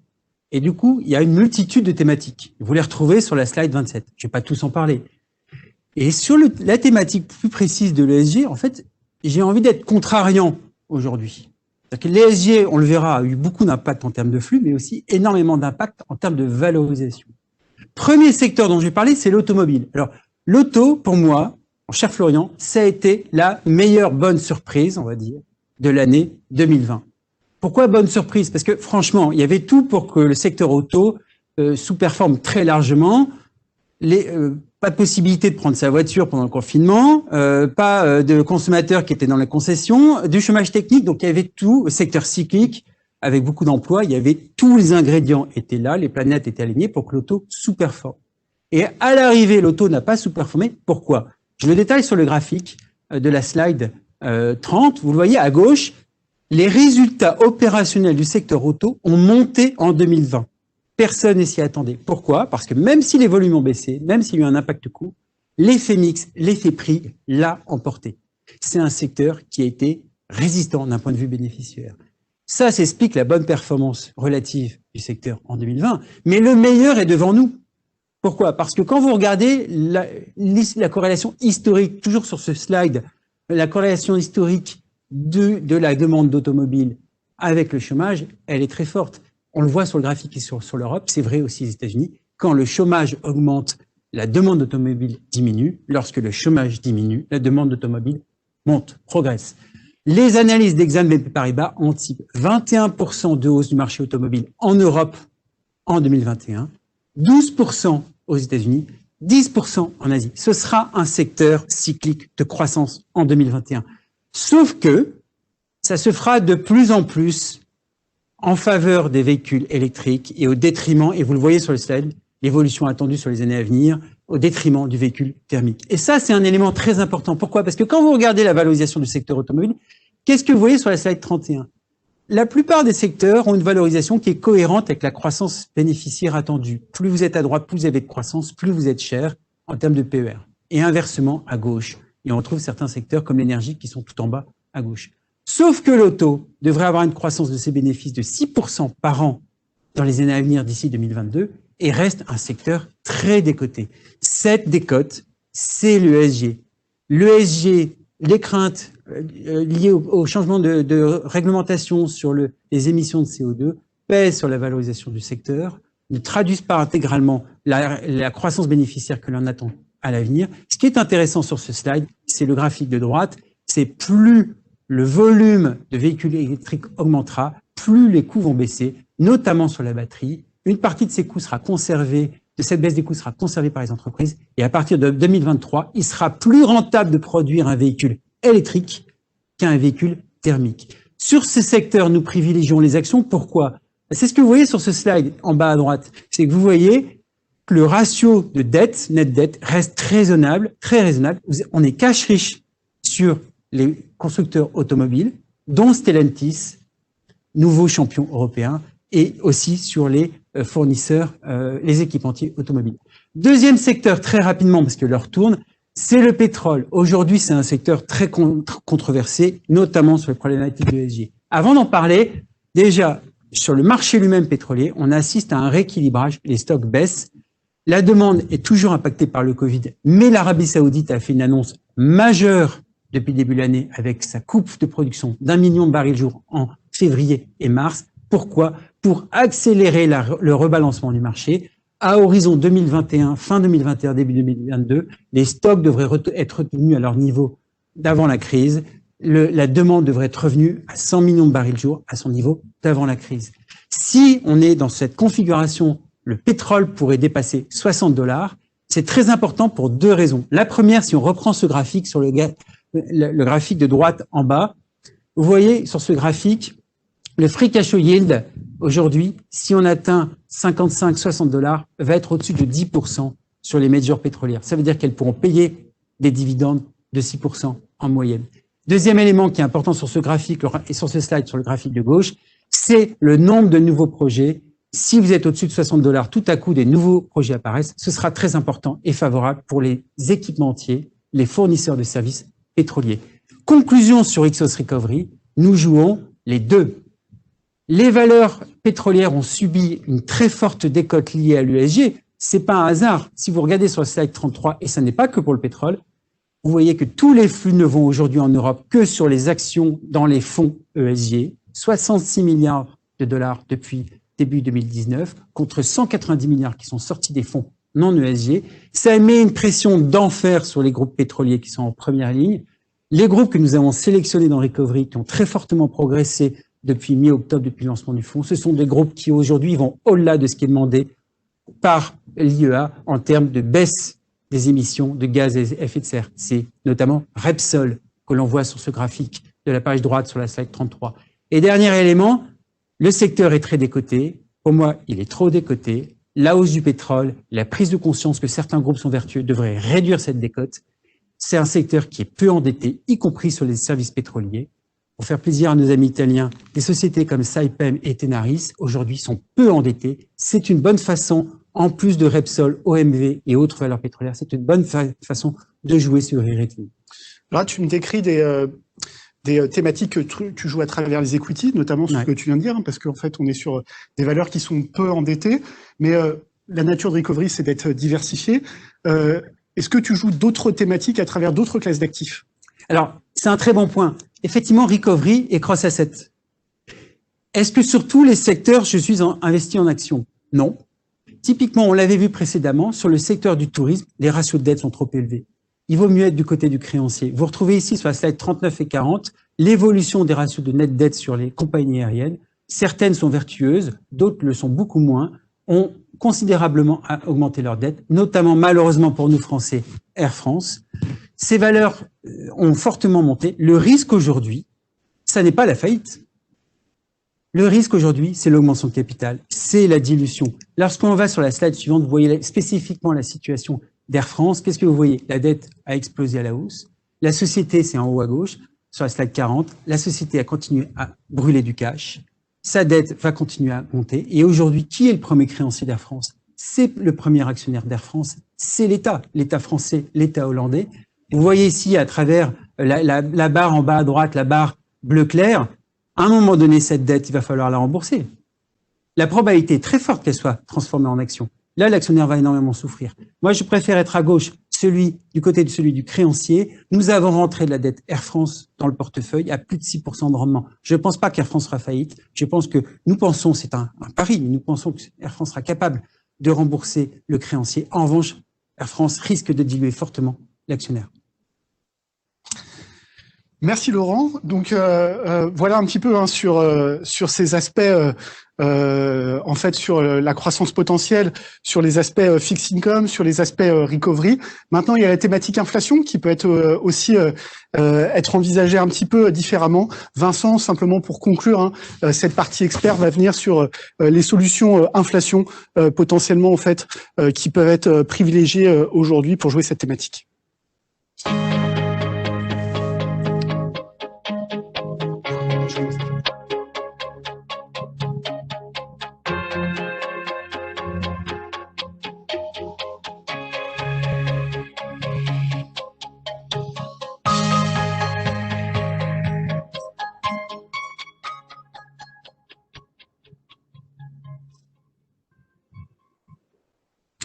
Donc Vincent, quelle solution du coup pour jouer potentiellement ce changement de paradigme avec un retour de l'inflation à, disons, sur l'Europe, à une normalisation de la courbe des anticipations d'inflation et puis plus généralement une accélération en fait de l'inflation sur le moyen terme?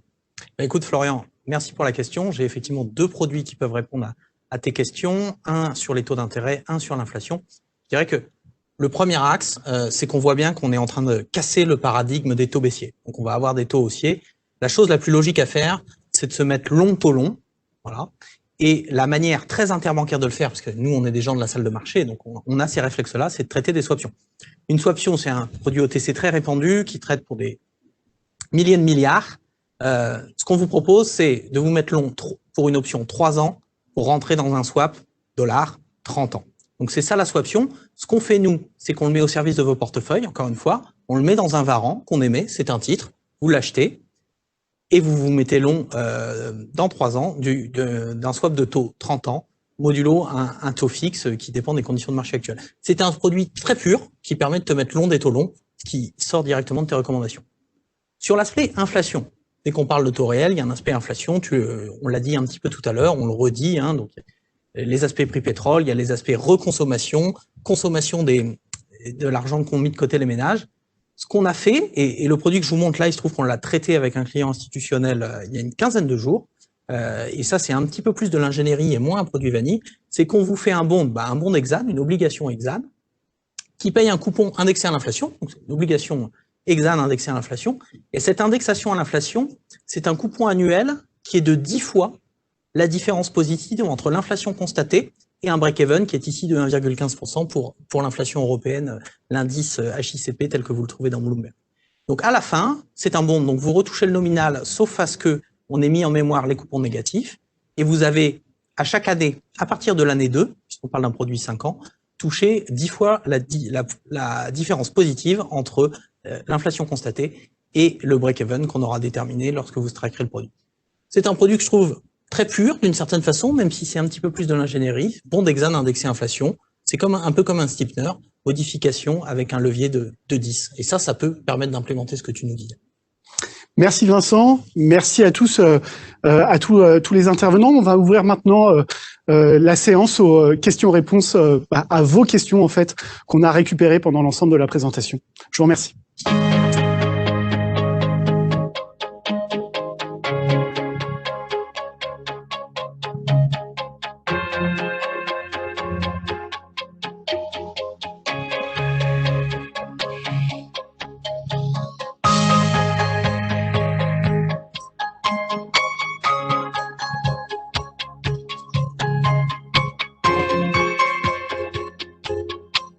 Je les ai pas.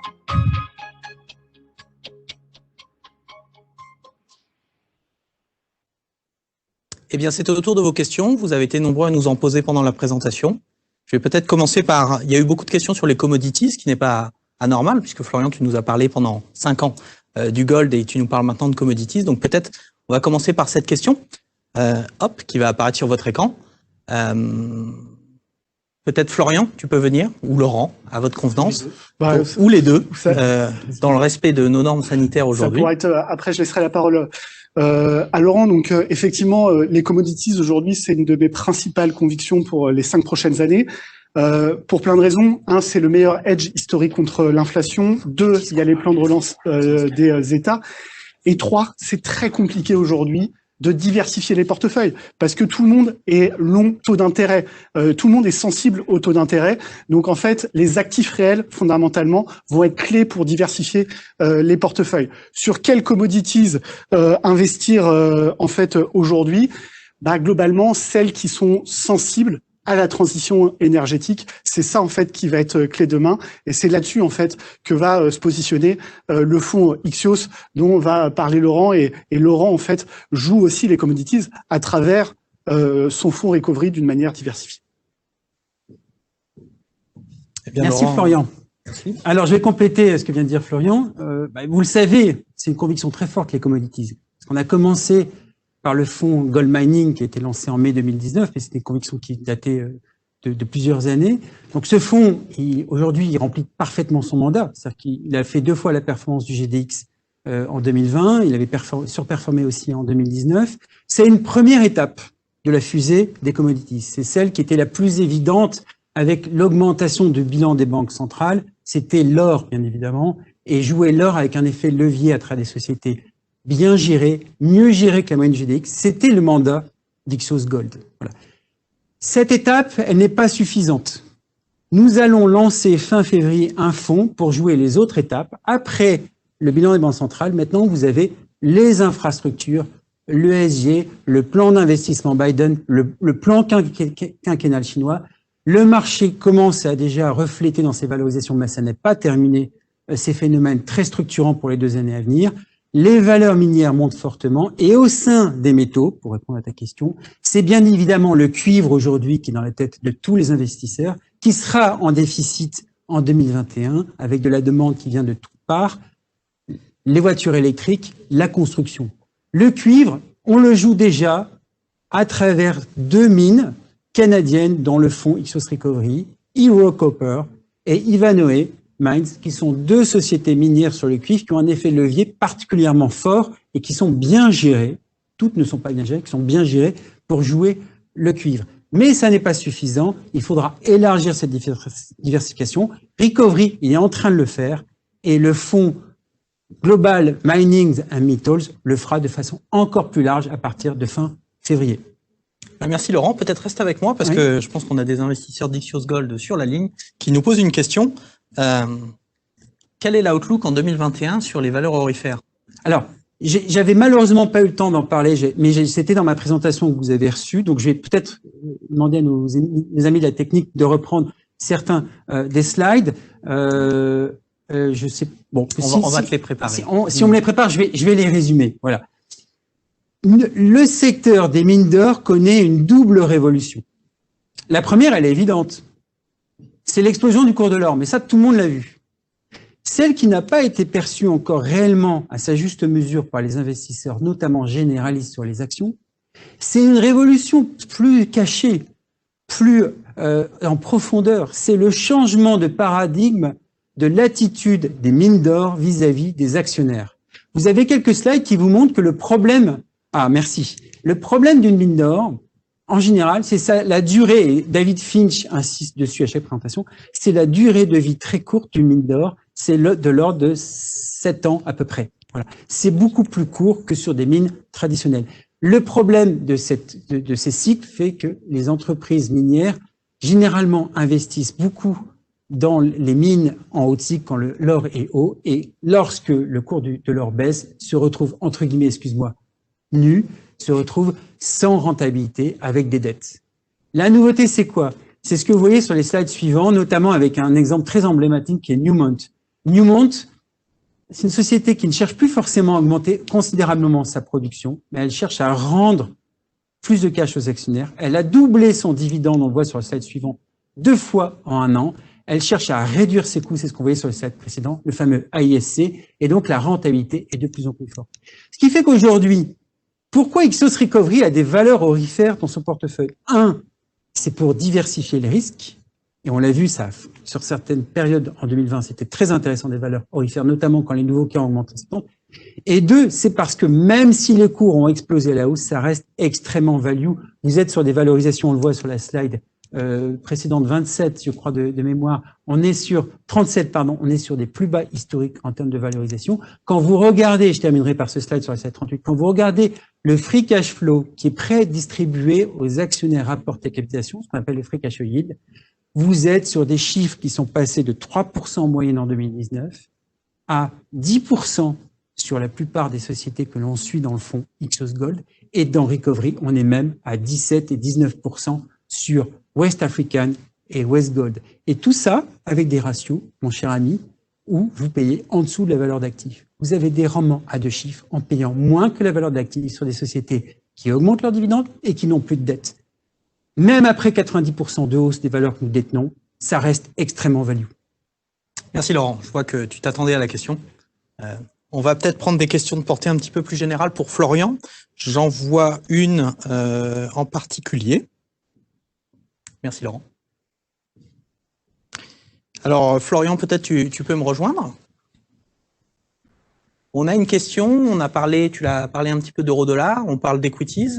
Qu'est-ce qu'on peut attendre comme performance obérée, le cas échéant, sur les equities européens avec ce dollar qui baisse? en fait, on va voir quelle va être l'attitude de la Banque centrale européenne si effectivement on a une appréciation de l'euro en fait qui est importante. Je pense que la BCE va tout faire quand même pour éviter d'avoir une déstabilisation du marché du change. Donc ça c'est très important et ça peut limiter l'impact en fait finalement de l'appréciation de l'euro. Le point c'est que sur les actions européennes, je pense qu'il faut sortir du prisme domestique contre exportatrice, c'est pas ce genre de choses. Ce qui est important en fait sur les actions européennes, c'est les thématiques dont on a parlé tout à l'heure, à savoir on a les leaders mondiaux globalement sur toute la partie ESG et là-dessus l'Europe peut quand même bien s'en sortir et même si on perd de la compétitivité parce qu'il y a une hausse de l'euro, je pense que ce sont des entreprises et des valeurs qui seront choyées par les flux internationaux. Ça c'est en fait c'est le premier point et le deuxième c'est tout ce qui est lié en fait à l'intervention de l'État dont on parlait tout à l'heure. Intervention de l'État, c'est toute la partie autour de l'ESG, la transition énergétique dont je viens de parler, mais c'est quoi également? C'est une commission européenne qui pourrait laisser s'opérer un certain nombre de consolidations dans des secteurs qui sont beaucoup trop fragmentés.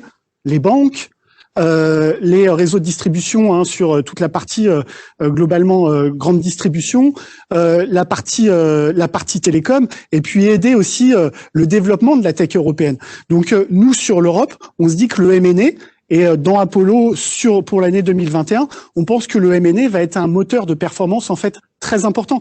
Donc pour l'instant, voilà, on voit beaucoup de bruit. On a eu là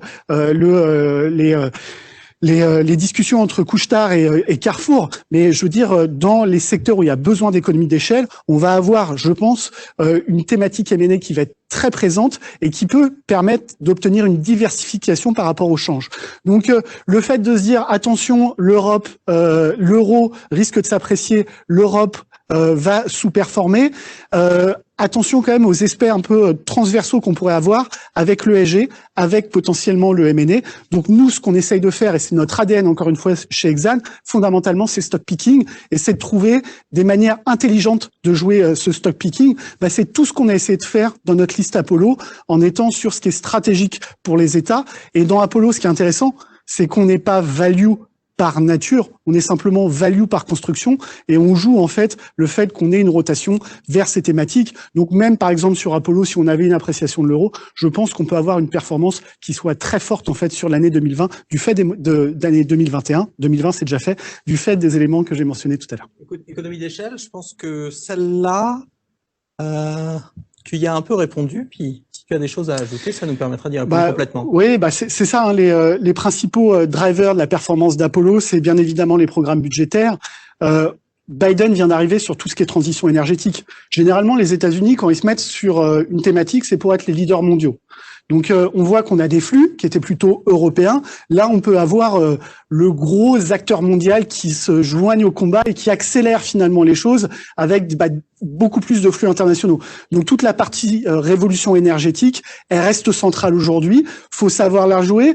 Certains pure players sont chers actuellement. Faut être capable d'aller via certains conglomérats chercher de la valeur ailleurs à travers en fait l'analyse financière. Même sur la semaine passée, sur l'éolien, on a vu que c'était pas forcément les pure players qui gagnaient en fait finalement sur les différents appels d'offres. Donc ça c'est le premier point. Le deuxième c'est naturellement le M&A qui va être clé. Et là ce qu'on est en train de réaliser sur Apollo, c'est que pour l'instant on était très cyclique, très autour de la partie industrielle.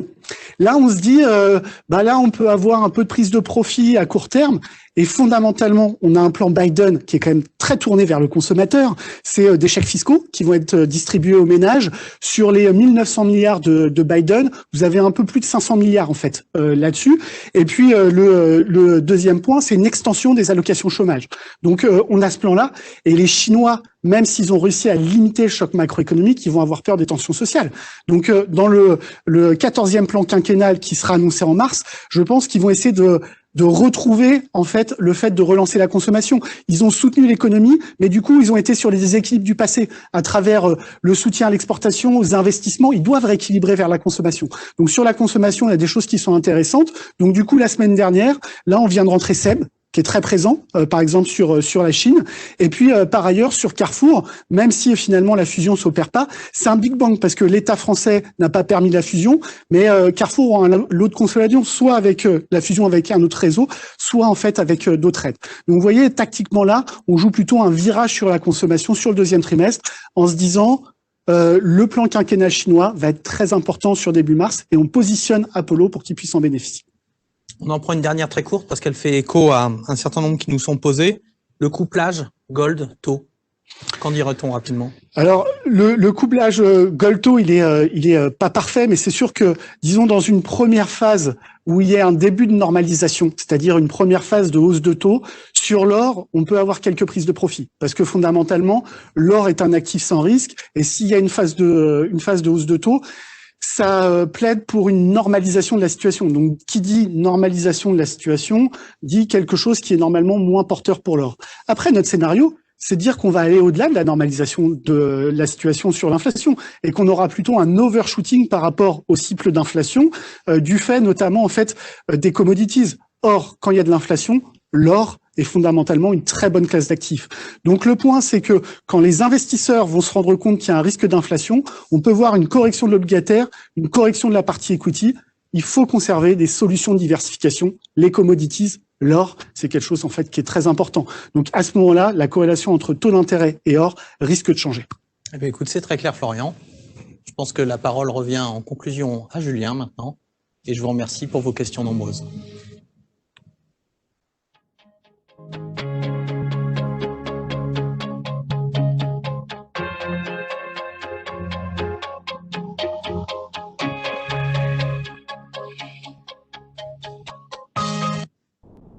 Un petit mot pour conclure cette présentation qui était très riche en contenu.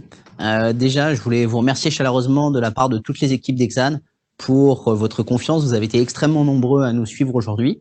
Et puis maintenant, le petit mot de la fin, ce sera sur la suite du trimestre pour Exane. On vous a annoncé, au fur et à mesure de la présentation, le lancement d'un nouveau fonds dans la société de gestion thématique Ixios, qui sera le fonds Ixios Recovery.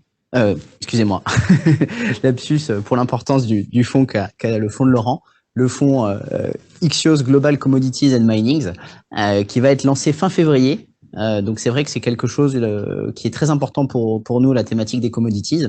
La deuxième nouveauté, c'est également une nouveauté sur notre marché domestique, la Suisse, qui est très importante, c'est la capacité à lister l'ensemble de nos produits sur la bourse suisse. C'est quelque chose qui nous a pris beaucoup de temps et dont on est très fiers aujourd'hui. Donc c'est quelque chose qui est maintenant disponible pour l'ensemble des produits émis en Exane. Et puis pour conclure, c'était aussi l'agenda des semaines à venir. On a eu une présentation très dense aujourd'hui, donc on va être maintenant à vos dispositions avec l'ensemble des vendeurs et de nos experts pour revenir sur l'ensemble de nos thématiques. On va organiser donc des tables rondes spécifiques sur les différentes thématiques. On va avoir Ixios Recovery, Ixios Commodities, la thématique de l'inflation, Apollo, les Green Bonds et tout ça qui va suivre dans les semaines à venir. Donc je vous remercie de votre confiance et je vous souhaite à tous une excellente après-midi. Merci beaucoup.